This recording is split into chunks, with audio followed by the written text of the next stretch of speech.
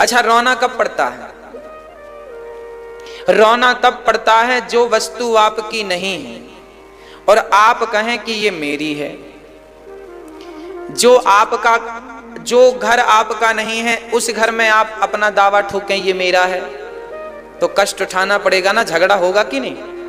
आपके घर पर मैं दावा ठोकूं कि ये मेरा है तो क्या होगा? मुझे फिर कष्ट उठाना पड़ेगा, आपसे झगड़ा करना पड़ेगा, आप बड़ा बल प्रयोग करेंगे, मुझे भागना पड़ेगा, क्योंकि झूठ तो टिकता है नहीं, टिकेगा तो सच। एक सज्जन थे, वो रेल की यात्रा कर रहे थे। बड़ा अच्छा व्यक्ति था पर लालची था। जरा ध्यान से सुनना, ये कथा हम सब की ही है, हम नाम नहीं बताएंगे किन की है, आपके बाजू में जो बैठे हैं उन्हीं की है। मतलब हम सब की। चलिए, एक व्यक्ति था, ट्रेन में बैठा था, जा रहा था लखनऊ। वो व्यक्ति ट्रेन में बैठा, सारे यात्री उतर गए, ट्रेन लखनऊ बिफोर पहुंच गई, आधा घंटा पहले सारे यात्रीगण, पूरी ट्रेन खाली। पर यात्री ने देखा कि सामने वाली सीट के नीचे बहुत बड़ा बक्सा रखा है और बड़ा वजनदार है। उसने हाथ लगाया, मजबूत था, सुंदर था, उसे लगा जरूर इसके अंदर कुछ माल है। व्यक्ति का लोभ कब जाग जाए जानता कोई नहीं है। उसका लोभ जाग गया, उसने बक्से को पकड़ा और उतार लिया। जैसे ही प्लेटफॉर्म पर वो चला तो पुलिस वाले भाई आए, डंडा ठोका, चलो भाई क्या है इसमें बताओ। उसने कहा भांजी की शादी है, कपड़े भर रखे हैं, मायरा भरने जा रहे हैं, शादी का सामान है, भांजी का, मामा हैं हम। पुलिस वालों ने कहा बड़ा मामला गड़बड़ चल रहा, हमें खबर मिली है कि कुछ गड़बड़ चल रहा, इसको खोल के दिखाना पड़ेगा। अब उसके पास चाबी तो थी नहीं। पुलिस वालों ने कहा निकालो चाबी। उसने बहाना बना दिया, चोर ले गए ट्रेन में, पूरा पर्स ले गए। पुलिस वालों ने कहा ये बक्सा तुम्हारा ही है ना? हाँ हाँ हमारा, भांजी के कपड़े हैं। पुलिस वालों ने कहा इसको तोड़ो। अब चाबी नहीं है तो तोड़ो। पुलिस वालों ने तोड़ा और खोलकर देखा तो मरा हुआ आदमी पड़ा था, टुकड़े टुकड़े थे, लाश पड़ी थी। हाथ था, सिर था, धड़ था, एक हाथ नहीं था। अब पुलिस वालों ने जो लाठियां दी, इसका एक हाथ कहां है बता जल्दी। अब वो कहे नहीं नहीं ये पेटी मेरी ही नहीं है, और मारा। अभी तो कह रहा था मेरी है, ये बता इसका हाथ कहां है, कौन है ये, क्यों मारा तूने? और जेल में ले गया, उल्टा लटकाया, मिर्ची का धुआं दिया, खूब मारा। अब ये बताओ उसकी पिटाई क्यों हुई? क्या वो बक्सा उसका था? नहीं था ना। फिर भी उसने क्या बोला कि ये मेरा है। बस यही दुख का कारण है। जो वस्तु तुम्हारी नहीं है तुम उसे अपना कहोगे तो दुख उठाना ही पड़ेगा। उसी तरह आप जरा बताओ, ये जो बेटी है, बेटा है, घर है, परिवार है, और तो सब ठीक है, ये जो शरीर है क्या ये भी तुम्हारा है? नहीं ना, कुछ भी तुम्हारा नहीं है। पर तुम कहते क्या हो? ये हाँ, इसीलिए डंडे पड़ते हैं। उसको भी इसीलिए पड़े क्योंकि उसका था नहीं पर कह रहा था मेरा। और हम लोगों को भी यमराज के डंडे इसीलिए पड़ जाते हैं क्योंकि हमारा कुछ है नहीं, फिर भी हम दावा ठोकते रहते ये मेरा, ये मेरा, ये मेरा। मीराबाई बड़ी चतुर थी जो कह रही थी मेरे तो गिरधर गोपाल दूसरों ना। हम सबसे बुद्धिमान मीरा हैं, हम सबसे चतुर मीरा हैं, हम सब तो उनके सामने मूर्ख से भी मूर्ख हैं। हम संसार को कहते हैं ये मेरा है, वो भगवान को कहती थी ये मेरे हैं, इसलिए वो जीत गई और हम जैसे हारते चले जा रहे हैं, हारते चले जा रहे हैं, हारते चले जा रहे हैं। क्या मिला तुम्हें? कुछ नहीं। तो जीवन में दुख का कारण क्या है मेरी मां? दुख का कारण क्या है? हाँ, दुख का कारण है लोभ। जो तुम्हारा नहीं है उसे तुम अपना समझ रहे हो, कह रहे हो, यही दुख का। इसलिए मेरा कुछ है इस धरती पर, मेरा बस आप सदा यह भाव रखो कि इस धरा पर यह शरीर भी मेरा नहीं है, यह जिंदगी भी हमें किराए से मिली है, यह जीवन भी हमें किराए से मिला है। और किराए के मकान को अपना नहीं कहा जाता, कल को मालिक आएंगे, हाँ, और झोपड़ी खाली, हाँ, झोपड़ी खाली करा ली जाएगी। कब? जब तेरी डोली निकाली जाएगी, जब तेरी डोली निकाली जाएगी, बिन मुहूर्त के उठा ली जाएगी। धन सिकंदर का पड़ा सब रह गया, धन सिकंदर का पड़ा सब रह गया, मरते दम लुकमान भी ये कह गया। क्या कहा? ये घड़ी हरगिज न टाली जाएगी।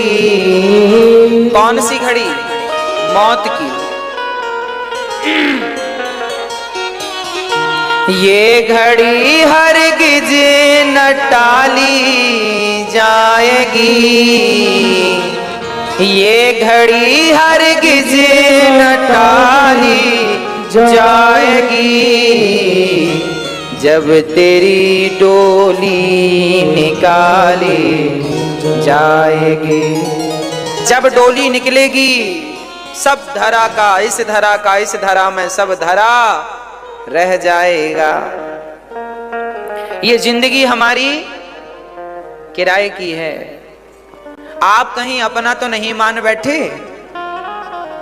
आज रात को कथा के बाद जब जाना तो दर्पण जरूर देखना, कांच शीशा, और अपनी शक्ल देखना और अपने आप से प्रश्न करना, क्यों जी कहीं तुमने अपना तो नहीं मान लिया? हाँ जी, अभी होए तो अभी देख लो,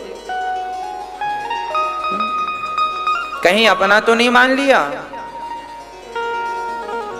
इस संसार को अपना मान लोगे तो नुकसान में रहोगे, और बिहारी जी को अपना मान लोगे तो बहुत फायदे में रहोगे। ये छोटी छोटी बातें समझ में आ जाएं तो भवसागर से पार लगना कठिन नहीं है। वेद पुराणों का ज्ञान बोल रहा हूं मैं। मुझे बहुत कठिन बात करनी नहीं आती, पर मैं इतना जानता हूं कि बिहारी जी से प्रेम हो जाना ही विद्वानों के लक्षण है, और संसार में आसक्त बना रहना ही मूर्खों के लक्षण है। बस मैं इतनी बात जानता हूं। ये सब किराए का है, इसलिए भाड़ के क्वार्टर को क्या तू संभाले, जिस दिन तेरे घर का मालिक निकाले, आएगा नोटिस जमानत न होगी, गर तेरे पल्लू अमानत न होगी, होकर कैद तुझे जाना पड़ेगा, काया कुटी घर खाली करना। ये काया एक कुटिया है, शरीर हमारी एक कुटिया है, और एक दिन ये कुटिया को खाली करके हमें जाना पड़ेगा कि नहीं? आपके दादा परदादा खाली किए थे कि नहीं? तो आप करोगे कि नहीं? ये कुटिया हमारी, ये जमाने के लोग जला देते हैं, और हम तो यहां से निकल जाएंगे। हम कौन है? हम शरीर नहीं है, हम तो आत्मा है, क्योंकि आत्मा ही तो निकलती है, शरीर तो लोग जला देते हैं। तो कुटिया है। देखो, घर होता है और घर में रहने वाला होता है। आप घर नहीं हो, आप घर में रहने, हाँ जी, आपसे आपका घर अलग है कि नहीं? उसी प्रकार जैसे घर से घर वाला अलग होता है, उसी प्रकार आत्मा से शरीर अलग होती है। आत्मा तो रहने वाली है, कहाँ रहने वाली है? शरीर रूपी घर में। शरीर रूपी घर में आत्मा रूपी व्यक्ति रहता या रहती है। तो हमारा शरीर जन्माद्यस्य यतोऽन्वयादितरतश्चार्थेषु स्वराट् तेने ब्रह्म हृदयादिकवये मुह्यन्ति सूरयः तेजो वारिमृदां यथा विनिमयो यत्र त्रिसर्गो मृषा धाम्ना स्वेन सदा निरस्तकुहकं सत्यं परं धीमहि। भागवत जी ब्रह्म सूत्र से स्टार्ट होती। जन्माद्यस्य यतः, जन्म आदि यस्य जन्माद्यस्य, उस परमात्मा को याद करो जिसने तुम्हें शरीर रूपी कुटिया प्रदान की है, जो भगवान सब जानते हैं। अच्छा, आप ये मत सोचा करो कि हम पाप करेंगे, गलत करेंगे तो हमें कोई देखा नहीं, देखता नहीं ना। तुम कमरे में भी अंधेरे में भी कुछ कर रहे हो, कह रहे हो, अरे कहने और करने की छोड़ दो। अभी प्रेजेंट में आप लोग जो सोच रहे हैं ना, वो भी परमात्मा सुन रहा है। चार्थेषु भिज्ञः, सब जानने वाले हैं। और स्वराट स्वानैव राजति इति स्वराट, जो सब कुछ जाने, जिनका प्रकाश सब जगह उपस्थित हो, दिन में रात में, वह स्वराट है। जो सूर्य और चंद्रमा को प्रकाशित करते हैं उन्हें स्वराट कहते हैं। वो भगवान जिनकी करुणा पर, जिन पर मुह्यन्त यत् सूरयः, ब्रह्मा भी मोहित हो जाते हैं, है ना मैया जी? हाँ, मैया सुन रही हो आप? आप ठीक है। नहीं, आप इस तरफ देख रही हो ना बार बार, हमें लगा इस तरफ क्या है भाई।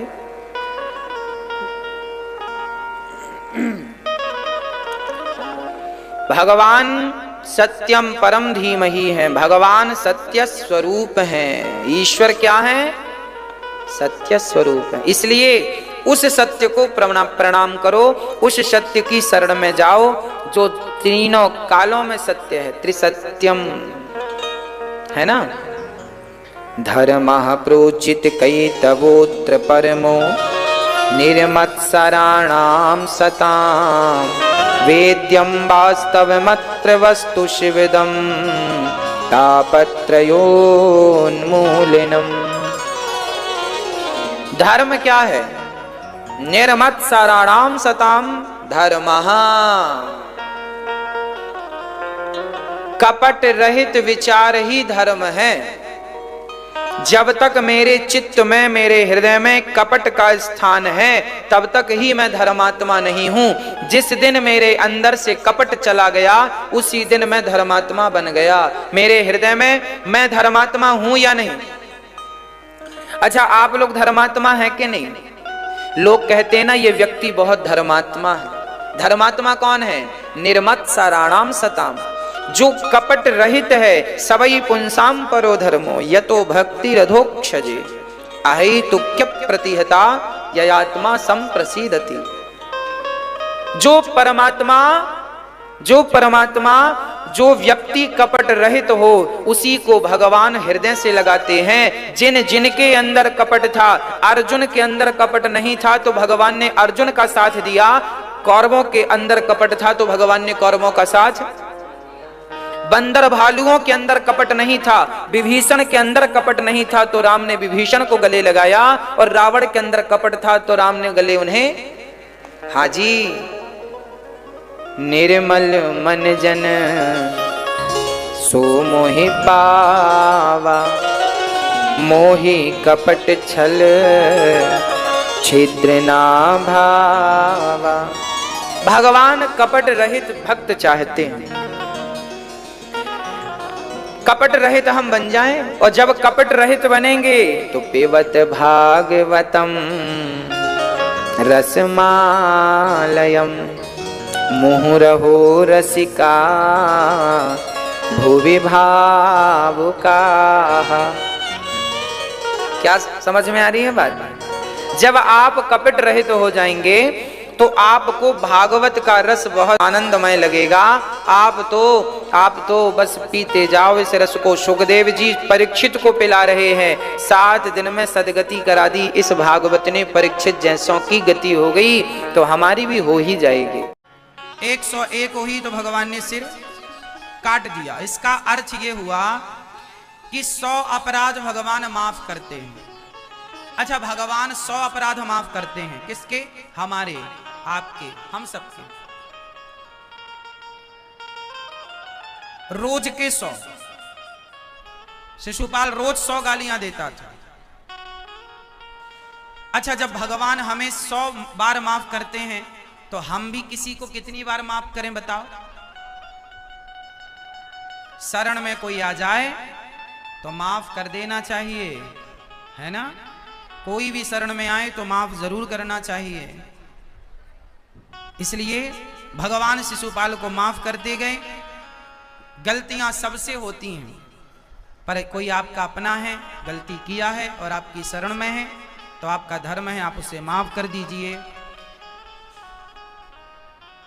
भगवान ने शिशुपाल से मना किया, अब गाली मत देना। अब की बार दिया तो भगवान ने सिर काट दिया। मानो भगवान कहते हैं कि मैं 100 गालियां सहता हूं तो तुम भी तो 10-20 गालियां सहन करना सीखो, अपने परिवार के सदस्यों की, अपनों की। आजकल के लोगों के अंदर ना सहनशीलता नहीं है। क्या नहीं है? जरा भी सहनशीलता नहीं। थोड़ा सहन करना पड़ता है। रिश्तों को बचाए रखना है, सहन करना पड़ता है। बिजनेस को चलाना है, व्यापार को चलाना है, उसमें भी थोड़ा हानि लाभ आती है, बर्दाश्त तो करना। आज फायदा हुआ आपका तो कल हानि भी हो सकती है। अब फायदे को आनंद से रखा तो हानि को भी रखनी पड़ेगा। इसलिए हर परिस्थिति में सम रहना सीखिए। पानी कितना भी बरस जाए पर समुद्र में बाढ़ नहीं आती, और कितना भी सूखा पड़ जाए समुद्र में पानी की कमी नहीं होती, वो अपनी मस्ती में रहता है। उसी प्रकार कितना भी सुख आ जाए और कितना भी दुख आ जाए, ना सुख आपको अभिमानी बना सके, ना दुख आपको निराश कर सके। हर स्थिति में सम रहना सीखिए। हर परिस्थिति, जीवन तो देखो उतार चढ़ाव, सुख दुख का नाम ही जीवन है। कुछ लोग जरा से दुख में व्याकुल हो जाते हैं, जरा से दुख में परेशान हो जाते हैं। हमें परेशान नहीं होना, दुखी नहीं होना, और हमेशा इन बातों को याद रखना है कि ये परिस्थितियां शायद जब तक हमारा जीवन है तब तक हमारे जीवन में उतार चढ़ाव है, सुख दुख है, हानि लाभ है। इसके बाद भगवान ने शाल्व और दंत वक्र का उद्धार किया। भगवान के परम भक्त की कथा आती है भागवत जी में, जिनका नाम है सुदामा। भगवान के परम भक्त कौन है? सुदामा। कृष्णस्यासीत् सखा कश्चित् ब्राह्मणो ब्रह्मवित्तमः विरक्त इंद्रियार्थेषु प्रशांतात्मा जितेन्द्रियः। भगवान के परम भक्त हुए हैं सुदामा। सुदामा जी पोरबंदर में रहते हैं, सुदामापुरी उसका नाम है। सुदामा जी बचपन से ही उज्जैन में सुदामा जी की भगवान से मित्रता हुई। कहां मित्रता हुई? उज्जैन। उज्जैन में गुरुजी के यहां भगवान पढ़ने गए ना, सांदीपनी जी के यहां, वहां पर सुदामा जी से मित्रता हुई। और साथ में ये गैया चराने गुरुजी की, और साथ में लकड़ी काटने, और साथ में भिक्षा मांगने जाते थे। बड़े प्रेम से भगवान सुदामा जी के साथ रहते। जब सुदामा जी से भगवान बिछड़ने लगे तो सुदामा जी से भगवान ने कहा, मित्र सुदामा, तुम हमें भूल तो नहीं जाओगे? सुदामा बोले, कन्हैया, कोई प्राण लेना भी भूल सकता, श्वास लेना भी भूल सकता है क्या? तुम तो मेरी श्वास हो। बचपन के बाद, बिछड़ने के बाद फिर कभी नहीं मिले सुदामा। जवानी गुजर गई, बुढ़ापा गुजरने को आया। आज बुढ़ापे का अंतिम चरण चल रहा था। गरीबी इस तरह थी कि बच्चे भूखे सोते थे। पत्नी को कभी साड़ी भी नहीं दिलाए सुदामा जी बढ़िया सी, स्वयं फटी पुरानी धोती पहनकर। देखिए सुदामा कितने बड़े भक्त हैं भगवान। क्या आप में से, हम में से कोई सुदामा से बड़ा भक्त हो सकता है? सुदामा की भक्ति कितनी बड़ी है, लेकिन सुदामा की डिमांड कितनी, सुदामा की भक्ति कितनी बड़ी है और सुदामा जी की डिमांड 0 है, 0। इच्छाएं, सुदामा जी की इच्छाएं क्या है? क्या है? 0, 0। इसका अर्थ यह हुआ कि भगवान की भक्ति तो करो पर इच्छाएं 0 रखो। क्यों? अब आप कहो कि हम भगवान से नहीं मांगे तो किससे मांगे? हाँ, अच्छा बताओ, क्या सुदामा ने भगवान से कुछ मांगा? जोर से मांगा? मांगा? सुदामा ने भगवान से कुछ मांगा? नहीं, मांगा नहीं। पर बिना मांगे भगवान ने दिया कि नहीं? बोलो। जब आप सुदामा की तरह केवल भक्ति करने वाले बनेंगे और कामना 0 करेंगे तो मांगना ही नहीं पड़ेगा। वो तो बिना मांगे दिया सुदामा जी को। जब सुदामा को बिना मांगे दिया तो आपको मांगने की जरूरत क्या है? आप सुदामा की तरह बने तो सही, उनकी तरह प्रेम करें तो सही, उनकी तरह समर्पण होए तो सही। मांगना कहां पड़ता है? और भगवान यदि आपको मिल भी जाएं तो आप क्या मांगते हैं भगवान से? पैसे ना। हम तो आपसे बार बार कहते हैं यही बात कि भगवान से धन की कामना ना करो। धन कोई बहुत